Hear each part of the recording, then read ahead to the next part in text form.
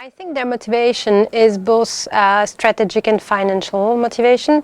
The thing is that brands are trying to leverage their customer base, generally speaking, because acquiring customer in the world we are today is more and more expensive. And once you have customer and you want to increase the stickiness of your customer and to increase the share of wallet that you have with your own customer. Meaning that if you put in addition to that, that travel is a very nice product that everybody still always, most people are considering buying travel. It's a very resilient product in terms of experience, even when economics are like kind of downturn and like it's currently the case. We can see that travel is still a big consumption habit for customers, and so non-travel brands can take the opportunity of those two elements to offer travel to their customer base, so they can increase and they can drive long-term growth by providing travel to this customer base.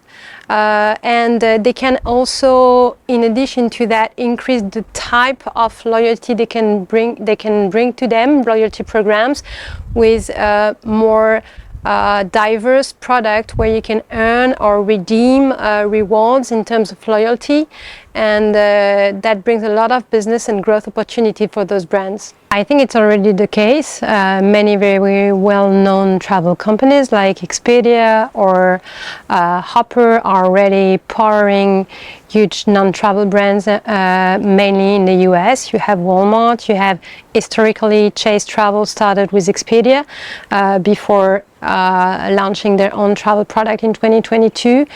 You also have Hopper powering Capital One. So I think there is already a market existing. This is the business that we're focusing on in France and Belgium currently, and targeting larger European companies. So of course there is big opportunities for travel company powering non-travel brands to enter into travel, because it's very travel is not a simple product. There is a lot of technology that is needed. There is a lot of, you need to have some sourcing with specific content. So you need tech, you need content, you need to know about regulations, and you need to provide a lot of different kind of form of payments to the customer, and create specific content if you want to differentiate the travel product you are offering to your customer base. So bringing travel product to your customer base is not a plug and play, and if you want to build it from scratch, from zero, it's a big bunch of work to do for a non-travel brand. So we're deeply convinced that powering non-travel brands to help them enter into the travel industry is of course a huge growth opportunity for companies who are already operating into the travel industry. There has been a study from Skift, I think it was last year or the year before, where they surveyed different type of travelers, and it outlined that among the younger generation there was more intensive willingness of buying their travel through their credit card program rather than through an OTA. So something might be changing. One of the reasons why that type of consumer habits was maybe rising among younger generation, according to the study made by Skift, was that people are more looking to have broader opportunities to spend their loyalty rewards and not being attached to a brand. And so I think that I'm not sure it's going to create a mess. It's not going to create a mess if it's done properly, meaning that the site or the brand or the program you're buying with is providing you a good customer experience. It's always about what experience are you providing to your customer. If those brands are just acting as multiple resellers of multiple tour operators, of course it might create a mess.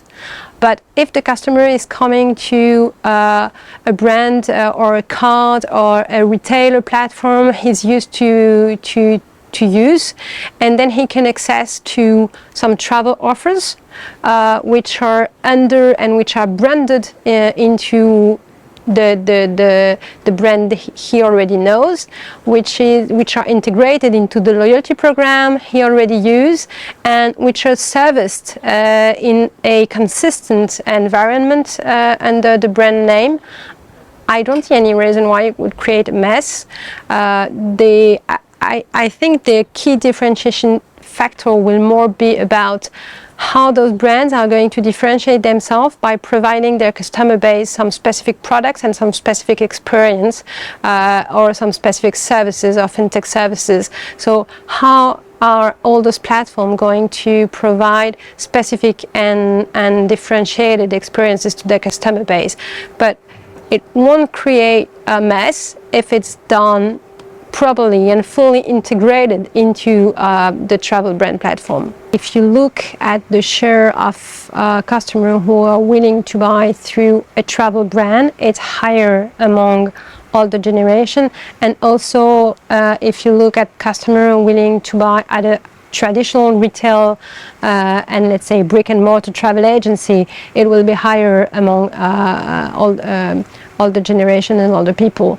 But it's more a question of society and how consumer habits are moving. I guess that those people who are young today, they will be less young in 5 years and less young in 10 years.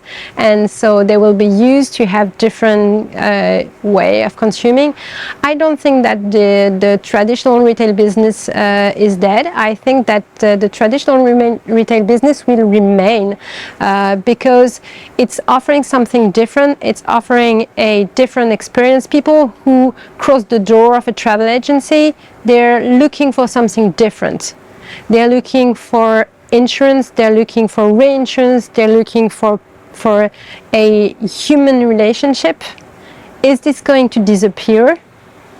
I have no idea. The industry is saying that it's going to disappear for 20 years. Even before I was in the industry, many people were saying this is going to disappear, and it hasn't. And maybe it won't, because maybe people going into a travel agency are looking for something different, and they will still look for something different in 20 years from now. I'm not sure I know the answer to that. I don't know.